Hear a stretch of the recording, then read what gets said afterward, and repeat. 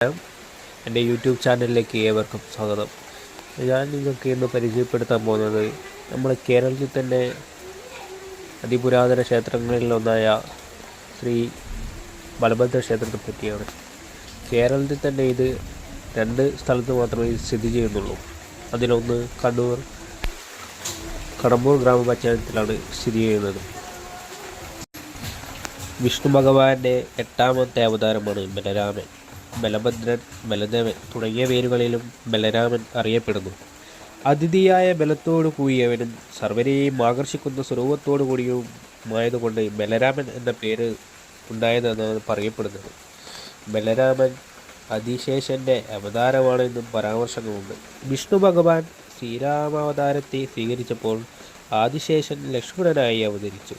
ശ്രീകൃഷ്ണാവതാരത്തിൽ ആദിശേഷൻ ശ്രേഷ്ഠ സഹോദരനായി ബലരാമൻ എന്ന നാമധേയത്തിലും അവതരിച്ചു. ബലരാമൻ വെളുത്തതും ശ്രീകൃഷ്ണൻ കറുത്തതും സ്വരൂപത്തോടു കൂടിയവരാണത്രേ. ഇതു സംബന്ധിച്ചൊരു ഐതിഹ്യമുണ്ട്. ഭൂലോകത്തിൽ ദുഷ്ടന്മാരുടെ ഉപദ്രവം വർദ്ധിച്ചു വന്നപ്പോൾ ഭൂമിദേവിയും ദേവന്മാരും കൂടി വിഷ്ണു ഭഗവാനെ ചെന്ന് ശരണം പ്രാപിച്ചു. അപ്പോൾ ഭഗവാൻ തൻ്റെ ശിരസിൽ നിന്നും വെളുത്തതും കറുത്തതുമായ 2 രോമങ്ങളെടുത്ത് അവ അവതാരങ്ങളായി തീരുമെന്ന് പറഞ്ഞുവത്രേ. അങ്ങനെയാണത്രേ ബലരാമനും ശ്രീകൃഷ്ണനും അവതരിപ്പിക്കുന്നത്.